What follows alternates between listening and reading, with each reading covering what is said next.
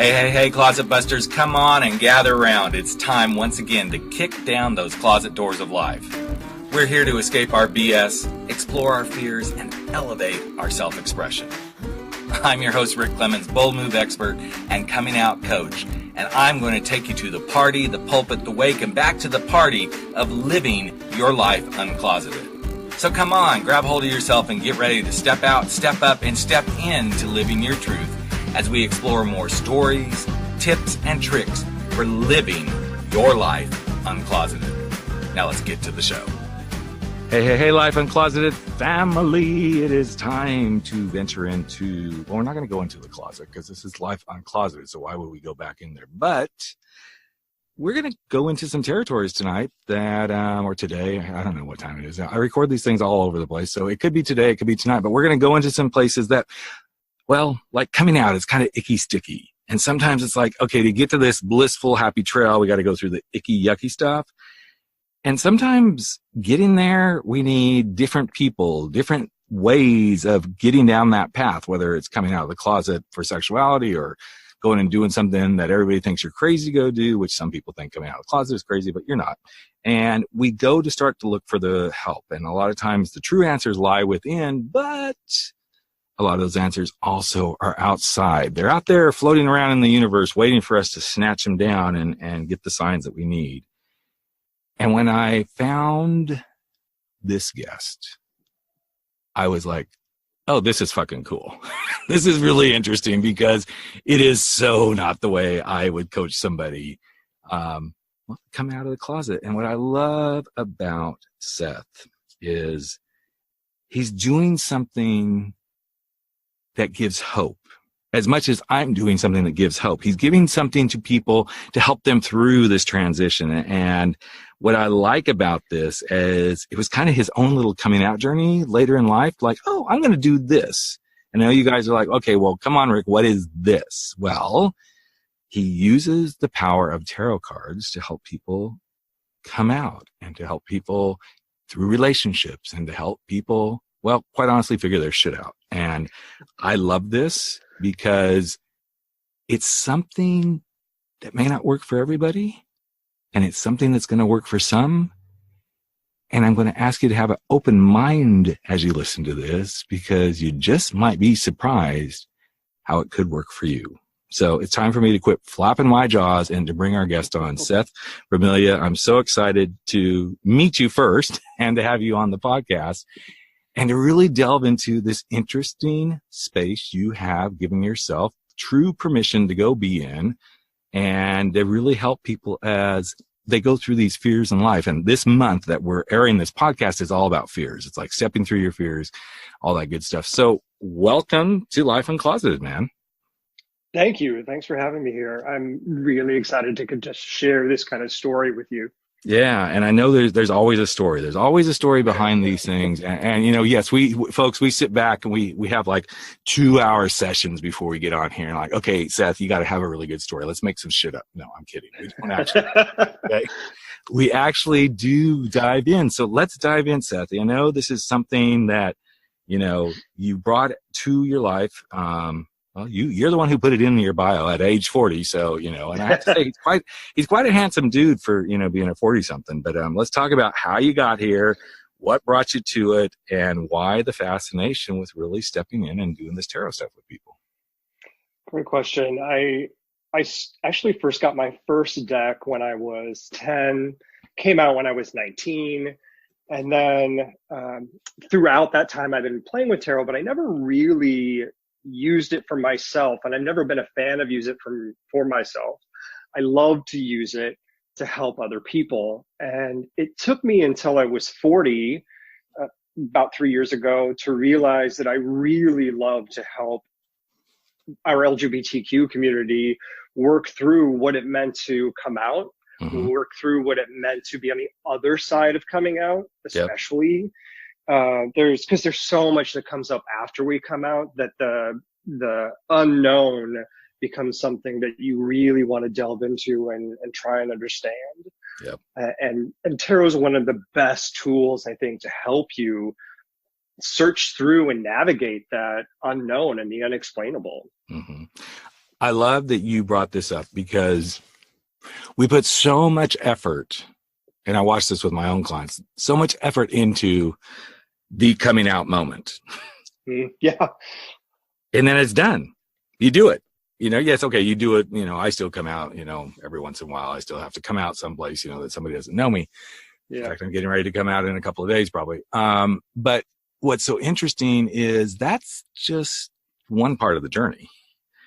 There's so much that transpires after that moment. So let's kind of walk into that. When did you start first realizing this could be really helpful in that post aftermath or blissful joy of coming out? When did you really start to see this could be something good for people?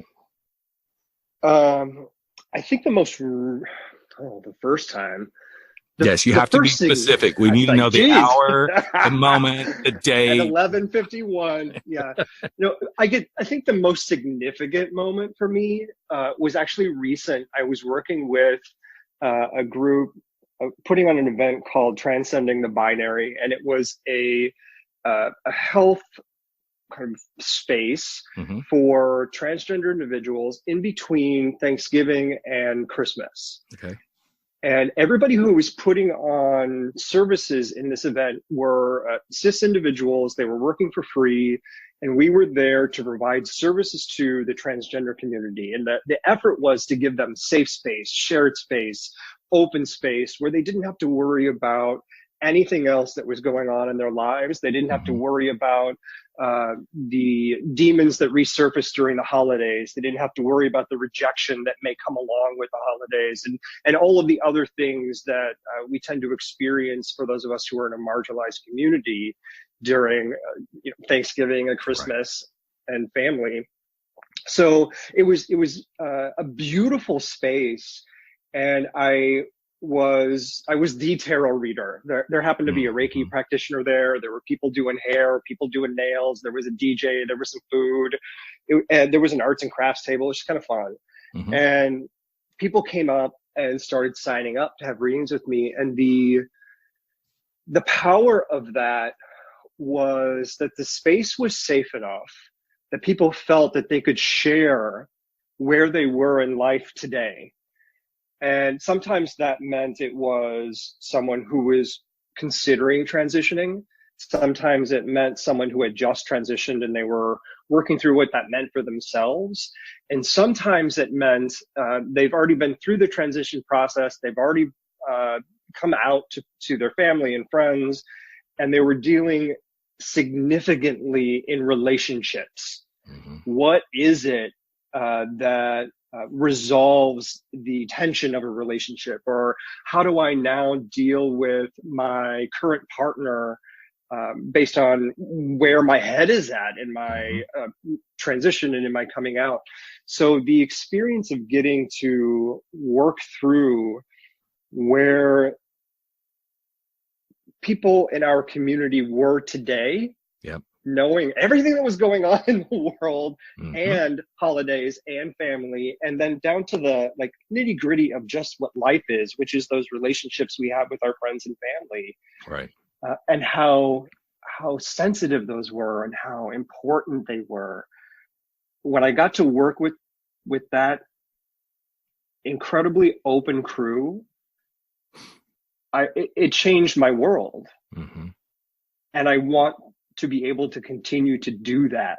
And I've had tastes of that throughout my life, but this was a defining moment where I went, yes, now I see I need to be the person that helps whoever it is transition from the moment of I am in a space of I don't know what's going on in my life to having some confirmation that where they are is the place they're meant to be, and then being able to move into whatever those next steps are so they can achieve their goals tomorrow. That's amazing, because first of all, you could see and have that moment within yourself, but then to see clearly, oh, here's how I can use this. And I had a similar moment years and years ago when I started my coaching certification. And I had been to one other coaching certification, kind of welcome weekend to see if I wanted to go with that particular school, and then I was at the second one. And I thought, no, the second one isn't going to, I just know the second one's not going to be it because I don't know, it didn't seem to fit. And then I walked in, and within 2 hours of being there, not because they were doing woo woo and, rah rah, it wasn't all that stuff. It wasn't any of that. It just felt like home. And then they asked the question, what kind of coach do you want to be? What people do you want to help? What's your niche? Where do you want to focus? Oh. And I remember standing up and saying, I'm going to be the coming out coach, and I'm going to work with men coming out late in life to help them do the transition into being who they really are. And I remember getting goosebumps and going, hell yeah, that's actually it, Yeah. And I remember I was kind of shaking, and the entire room was quiet because out of the 60 some odd people in that room, everybody's like, well, you think that, we're wandering through the, desert waiting for the answer to finally, come out. And the room just kind of looked at me, and then the clap started happening. And I thought, I'm really definitive. I know this is what I'm being called to do. And it sounds like that's exactly kind of what you went through as well. It's like, here's this moment. I see this so clearly. Yeah, that's exactly what it felt like. And it felt like that at the end of a long day. I remember being so wrapped up in it that 5 hours had gone by, and I had promised them too, because I had other things I needed to do that day. Luckily, no official calendar commitment or anything, but I promised them to, and I looked up and 5 hours had gone by. It was me, the organizer, and someone else, and they were pouring a bottle of wine, and they turned to me and said, would you like some? And I was like, it was like I just looked up, and time had gone by that fast, and I was shaky, and I had so much adrenaline at that moment, realizing this is it. Like, I'd felt it, but I really knew it. That's amazing. So as you knew it, and now you're like, okay, this stuff has some power, which you already kind of knew because you've done some tarot and stuff in your past. Yeah. But now you can see it really, really clearly. So where do you want to take this? I mean, if you could say, okay, I'm going to take this, I'm going to do this. Where's the next thing for you? What is that thing that you're like, I'm going to go do this? The next thing I'm thinking about doing now is how I can get in front of more people, physically in front of more people. Yep. So it's really easy for me to find digital space and to live stream, to be on Instagram, Facebook, all of the things, all the social media things. But it's really difficult personally to be in front of other people, and it's something that I have to really work at. So not only is it difficult, I have to work at it. And it's not work when I'm actually doing it. I realize retrospectively, I can totally do this. Right. But I have to do the work to get there. So there's some hurdles for myself in getting in front of people, but that's my next big thing, is being physically in front of people. And that's a big shift in the tarot community right now, I think, anyway. Most people are doing their best to be online, and part of that is the availability. Part of it is generational. Right. But tarot started in front of people. We sat across from each other, did readings across from each other in person. So maybe I'm going a little old school, but it's time for me to get back to that space, because it's been a while since I've been in front of people. But it's interesting that you bring up you're kind of going old school, because this is actually one of the oldest means of people trying to see what's coming up for them and how and I don't know a lot about it. I know enough about it okay, I can say that. But what I find interesting is I always find it's more powerful to kind of go back and go, okay, well, how did we used to do some of this stuff? Not dissing that there's beautiful stuff we do now. But I know even so let's see, I finished getting my certification in 2010, I believe. So, I've got 7-8 years of coaching under my belt. And then every once in a while, in the midst of a session, I'll be like, oh, wait, but I haven't asked that question. I haven't done that thing in a long time. And that's one of the very first things I learned. Yeah. And it's amazing when I pull that forward, it's usually the thing that moves people the most. And so I think it's interesting that you're using something that has been around and people have used it to help people really step into what they're like, oh, this is so new. I've got to do this coming out or whatever, and be in relationship with people. When there's every kind of book written under the sun about this stuff, there's all these books about how to be in relationships. There's all these, I'm actually doing a workshop in 2 days with a group of corporate people where it's about team building, which is all about relationships. It's about being in relationship with each other. But I'm coming back to some very basics in what I'm approaching. So I think you're on the right track, man. I think this is kind of cool that you're going to step back and go, okay, I'm going to do this way to support you as well as to support others, because it's that face-to-face, let's get really cozy sort of medium. Yes. It's amazing when you can do that sort of stuff. So let's talk a little bit about why someone would do this and why some people would be like, no, not going to happen. That's great. I love it. Okay. So my favorite that's not going to happen usually comes out in ways that are really challenging. People will come in and they'll just be, they'll be disparaging. They'll mock that tarot is even in existence by, well, tell me the lottery numbers, the lottery. And they'll do the same thing to people who would promote themselves as psychic. Right. So there's, if I knew the lottery numbers, I wouldn't be doing this. I wouldn't, yeah. Or I would, and it wouldn't look like I'm in a bedroom that has no paint on the walls. Right, exactly. Right now. Right. If I had the lottery numbers, honey, I'd have a great looking ass. I mean, that's just right. Do a little tuck here. We'll do a little tuck here. Those little pec implants. Okay, fine. If I need them at 55, sure, why not? Why not? Yeah. So the first, Seth, there's can you people tell me, who are am I skeptical. Ever going to have really great chest and ass? I mean, come on, use the tarot. Let's, Yes. All you have to do is work and pay for it. There you go. Ding. Next. Yeah. Exactly. Thank you. So there are people who first come as skeptics. Then there's another layer of people who come who are looking for things actually kind of like that kind of question, things that would be yes or no's. And when you're in a yes or no space, those are really questions that you can answer yourself. You're working through your own hurdle. We might, if you want to actually spend time with me, we might actually need to sit down and think about what you're really struggling with or what you're really trying to work through in order to get to the root of the challenge that's in front of you that is causing you to do something that's a little light. By saying, well, how will this happen? Will I get married? Well, let's delve deeper into your question. Will I get married? Are you actually looking to date someone right now? Are you looking for a fuck buddy? Are you looking for the type of person you want to date? What is it that you're digging into? Are you dating someone and you're not sure if they're the right person? There's so much behind the question of will I get married that is more active than giving your power to someone else or the universe of will I? Right. Well, sure. What do you want to do about it?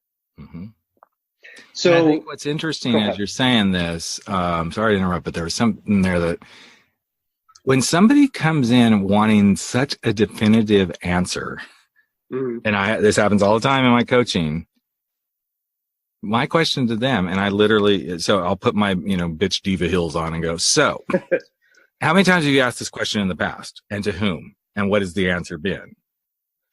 And it shuts them right up. Yes. Because I know in that moment, how they respond to that question will tell me if they're looking for the quick fix.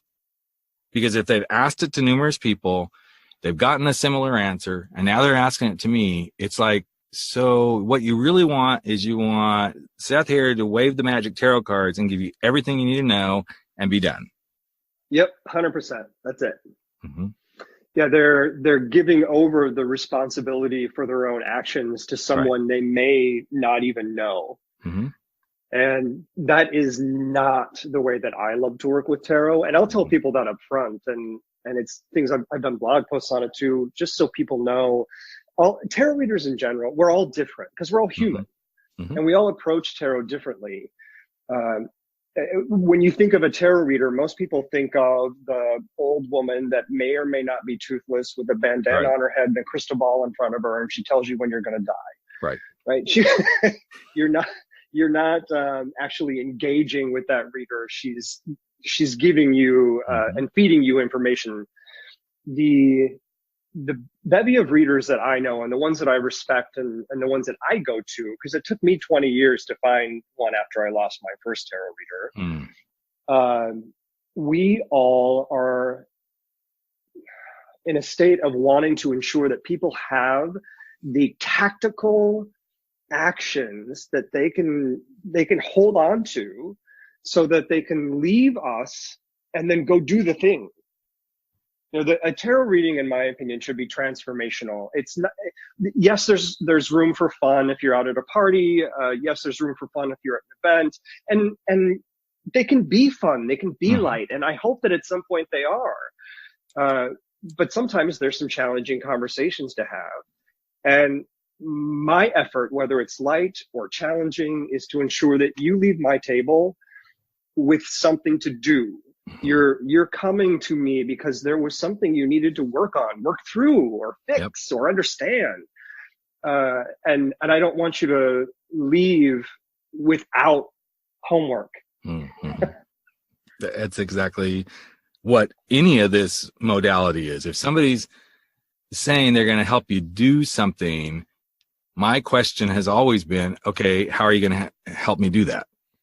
Well, we're going to talk about stuff. Okay, there's only so much talk therapy bullshit you can do. And any therapist, please don't take offense to that, because God knows I need more. But, it's one of those interesting spaces when you, again, I love how you positioned it. When you relinquish the control and give this person, okay, you're supposed to come up with this for me, then you're not doing the work.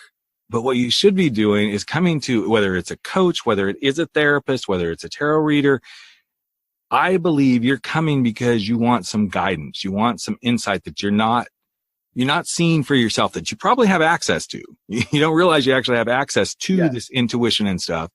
Yes. But you need the guidance. You need the card. You need something to like trigger what you're looking for the most. And then to be able to take and do something with it is where the real work and the payoff in my mind comes. It isn't going to be like, okay, here's these pretty little cards, and depending on what they are, and I like that one because it's this really cool looking woman on it. Oh yeah, and there's the this guy that looks like a warrior or whatever. Like, okay, no, don't get caught up in that. Now, of course, I'm quite sure since Seth is gay, he's probably got like a rainbow tarot card. They're all RuPaul, past drag contestants. At the RuPaul there is a drag tarot race card deck. So there is a drag race deck. Is there really? Exists. Yes, I was joking. is. Well, shit. I was hoping I maybe came up with something that we can both make some money off of here. Right? Sorry, it's already out there. Oh, well. We'll figure something out because, all you got to do is put two queens in a closet like, well, I am, and we'll figure something out to make money. We'll figure it out. Yeah. But, well, this is interesting. So what I love about this is it's a different way of going about figuring something out. And somebody could come coach with me, or they could come do this with you and get guidance that would be different than what I would do. And the reason I wanted Seth to be on the podcast was like, don't think there's only one way. And I know some people aren't thinking that, but I'm always amazed. And I wonder if you have had this experience, Seth, where, okay, well, you're coming out. Well, so let us tell you how to do this. Bullshit. There is no one way to do this. There is no guarantee that if you do it this way or that way or whatever, that it's going to work. And what I think I'm hearing behind this is the beauty of the tarot is it really dials in to you, who you are, where you are, how you see the journey, and helps you see it in a different light with maybe some different alternatives than what you thought. Yes, that's beautiful. Well, I used to do marketing, so there you go. I just wrote a marketing website for you, man. So thank you. Yeah, that'll go on my about page. Yeah, exactly. So, but do you find this that people are like, yeah, I've tried these other things, or do they just kind of, yeah, let's start with this, and then suddenly, and I'm sure it happens both ways. They try it and they're like, oh wow, I didn't realize I was going to get this. They go both directions. Like either they know what they want, or they get surprised by it. which is more. Yeah, both of those things happen. And I'm an example of one of those. So the first time I ever got a tarot reading, I blew my socks off. But the challenge for me was, Okay, but I want to know what color were those socks? Right. Well, I was 20, so they were probably white Hanes socks. Okay, there we go. So I had this great reading, but the reading was great because I'd never had one before, and she told me all these things I already knew about my life. So there's a lot of confirmation, and I didn't know her, and so I was like, wow, how do you know all this stuff? But then there was no what to do after. So that was part of my journey in going, I need this to have actionable steps after.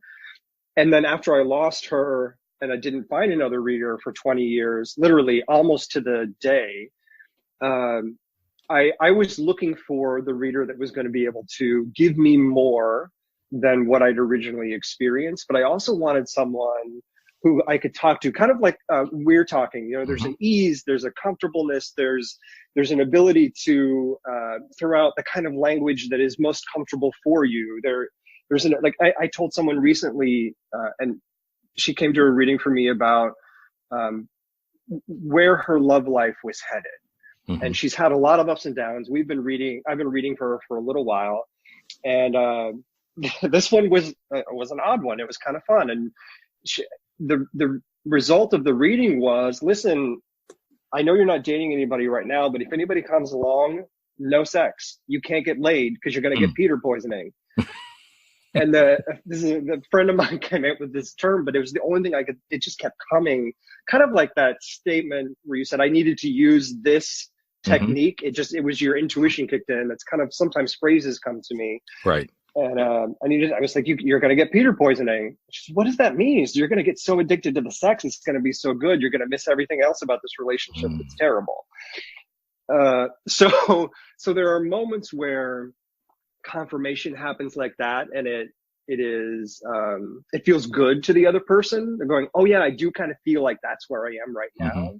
And then there are other moments where I had someone come to me who her relationship with her fiance had ended, and after it ended, he passed away in a car crash. And she had come to me because she was trying to get a business off the ground. And it was a business that they had begun together after their marriage, after the engagement had ended. So they were really good friends, right? Strong friendship. And they were trying to get this business started. Well, he passed. And so she was trying to figure out how to do it on her own. And we had a great reading about she needed to go find writing and journals. She was, oh yeah, I've got all these notes that I took when I was learning from him. So there were these mini confirmations for her of things that I would have no idea what was going on. But what was cool and what surprised her was two of the cards that came up were a 4 and a 3. And at the end of the reading, she says, I just have to share something with you. Before he passed, he had told me, anytime I see the number 4 and 3 together, it means I love you. That was one of those, like, your mind explodes moments. Right. I was as surprised as she was. And that's the kind of thing that tarot has the power to tap into that other forms of support or understanding won't. It's so interesting because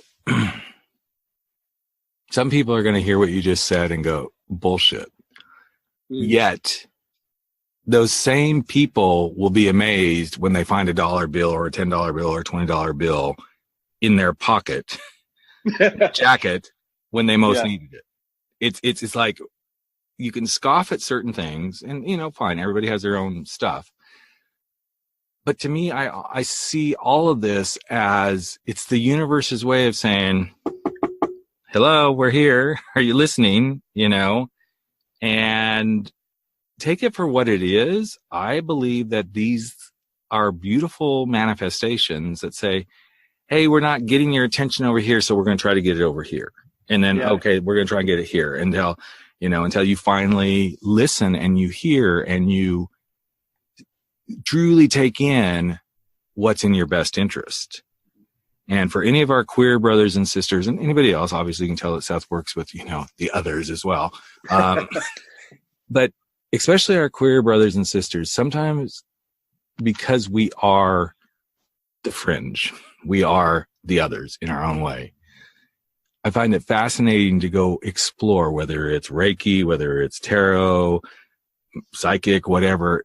I find it interesting to go explore these things along with what you're doing with a therapist or a coach or a support group, because sometimes you might become numb to the comfortable. And it's in the uncomfortable and the questioning, at least in my life, is what I've found, when the best answers show up. And it may come from something you're not used to normally doing. It may come from going and have a tarot card reading when you've never had one in your life. It may come from, okay, I'm going to go hire a coach for a month and see what happens, but I'm not sure I really get this coaching. Fine. But push yourself outside the comfort zone, because guess what, bitches? Coming out of the closet, you're pushing yourself outside the comfort zone anyway. So what's it going to hurt, to go do this? And what I find also so interesting is you can have blind faith in a God and a higher being, but you can't have blind faith in something like this. How do you know it's not all happening in the same source? It's just being presented in a different medium. What's so that's me getting up on my little soapbox going, okay, listen, this truth is being spoken. I love this soapbox because there's so much going on there. Yeah. I love the concept of being on that fringe, because for so long, as members of this queer community, we've had to forge our own path and go our own way whenever that path opened itself up to us. Yep. And tarot is the same kind of thing. It doesn't call to everyone. It calls to those of us who are meant to use it, and it's called to those of us who are meant to hear the message that it can bring. Mm-hmm. So I 100% wholeheartedly agree with all of that. I think it's amazing. And one of the other thing that you mentioned, maybe this spirituality, divinity, these things could all be connected and related. Maybe they're not as different as we think they are. One of the things that I hear most about tarot is, or a question I get often is, well, isn't it satanic or of the devil, or aren't you devil worshiping if you're using the tarot? And what I've discovered in the 30 years that I've been working with these decks, they're 30 plus, there is so much iconic religious iconography in the cards. Yep. It's based in religious experience. In the deck that most people know, the Rider-Waite-Smith, there's the 4 archangels are in there. Mm-hmm. Yep. So it's not as scary as one might think. I think the fear comes from the fact that tarot used to be a game. People used to gamble with the game. Gambling was evil and bad in the eyes of the church. Tarot got associated with the gambling, and next thing you know, it's just all kind of tumbling into this evil space. Well, and you kind of took the words out of my mouth. It's like anything can become this thing that's not good. I mean, all we have to do is look around what's going on in this place we want to call the United States these days, to see that there's so many things that can be grabbed and say, oh, this isn't good and that isn't good. And but it's just because it's something different. I mean, for those of you who are listening who are queer, and even those that aren't, because this is a, open podcast to many different kinds of lives and lifestyles and everything, I encourage you to think about it from the perspective of your sexuality, because there's so many different sexualities out there. Somebody's going to be different. Even a heterosexual is different in its own way.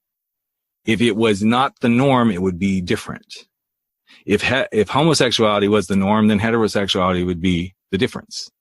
And so when you look for these modes of support and help, I'd invite you to look at it from what's going to do me the best for me. Go explore it. Go figure it out. Go try some different things and let yourself truly be surprised and open to the experience. I mean, hell, Most of us are open to, okay, sure, fine, I'll bottom once and see how that goes, you know? Let's be open to the experience, and then, okay, no, that's not for me. Fine. I think it's tarot. Now, I don't even want to put tarot on that. Actually, forgive me for that. But you get where I'm going, folks. It's like, give it a try. If it doesn't work, it doesn't work, You don't need, guess what? You don't need lube for tarot. So there you go. Lube-free zone right there. So, so yeah, I'm so glad I'm so glad you reached out and you brought this to my attention, man, because I'd never even thought of this. I know I'm getting old and senile, so that's probably why some of this stuff doesn't show up these days, but it is such a beautiful opportunity to start to explore, especially as you positioned it, Seth, with the post coming out stuff and the relationship stuff. And I know you spend a lot of time in relationships and really helping people through that stuff, because you know what? That's where we tend to screw up as humans, whether it's an intimate relationship, a friendship, a parent, whatever. Our relationships is where we play in the playground of fuck ups all the time. And I just thank God they do, because then you and I have plenty of work to do. So, so I'm really glad. And you actually have an offer that I want to make sure everybody knows about. Yes, we're going to sell a little something here, but if you want some time with Seth, how could they do that? And how could they get a little bit of a discount on what they're doing, man? Great question. You can always find out more about me at comingoutttarot.com, and all of my social media, if you're whichever one you're on, is all at Coming Out Tarot. For anybody who's listening to this podcast, I'm happy to give you 10% off a relationship reading, especially as we get closer and closer to Valentine's Day, or if this is after Valentine's Day.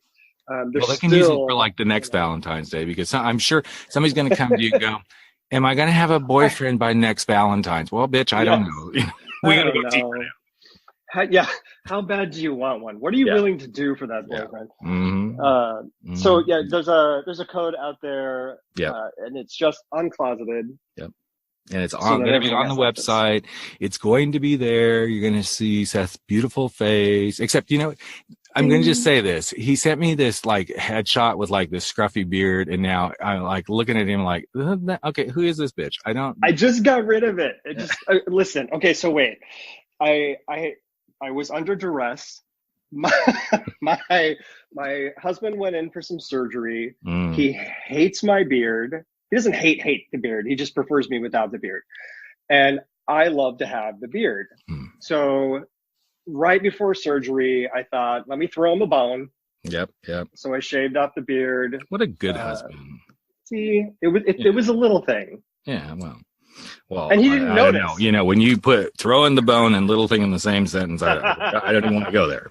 So yeah. But that's he cool. didn't notice right away. He noticed right before surgery, though, when the drugs kicked in. Oh. Okay. He's like, oh, you shaved it. Yep. Yeah. Okay, bye. It's like, okay, fine. You got to be drugged up, bitch, to see it. Great. Got your number now. Got it. Yeah. Well, I am so glad we got to spend this time together. I feel like we're already old girlfriends. Carol? I just don't know. It's like, we'll be sitting in some nursing home someday and, oh my God, what are you doing here? You still doing that tarot thing, girl? We'll be going, what is that thing? Oh, that's not a pacemaker. That's actually your podcast. You're still doing that, bitch? Are you still tied to that microphone? Yeah, exactly. No shit. So, well, hey, man, I'm so glad. Thank you for sharing. Thanks for giving us another way to look at this, because I don't know that enough people go explore. Okay, well, yeah, I think some people go explore. Okay, yeah, someone. But they don't explore how something else might serve them better, and then they get frustrated, and then they don't do anything, and then they go way down paths that they don't need to go down when they could say, hey, let's try something new. So, thank you, sir, for being here, and I can't wait to see what comes from this. We're going to look in the cards and see where this might go, and yes. We're hoping that, this is going to take you and us somewhere that you all want to be going. So I think we're not going to shut the closet door on this one, because we never go back into the closet. Once we've opened the door, we are out. But I'm going to encourage each of you to think about making a bold move to do something different, especially like a tarot reading with Seth. That would be like, okay, do this. Okay. And I'm not getting any kickback. The bitch won't give me any kickback on that. It's just, here we are. So, but anyway, Seth, thanks so much, man, for being here. I really enjoyed it. Thank you. And I hope that you all will think about what you could do differently to get the answers for your life. All right, there you have it. Another episode of Life Uncloseted has come to an end, but that's okay. We're going to be back in just a couple of days sharing more stories, tips, tricks, and wisdom for helping you live your life uncloseted. And you know what? You can share too. Just take a few moments if you like and if you believe in this podcast and share it with someone you know today. Share it from your phone, go share it on iTunes, Stitcher, wherever you are. Maybe even give us a rating and review because you know what? It's all about the planet living their life uncloseted. I'm Rick Clemens, host of the show and the guy who helps you make those big, bold moves. And I hope you never stop stepping out, stepping up, and stepping in to living your life uncloseted. Catch you real soon. Take care, everyone.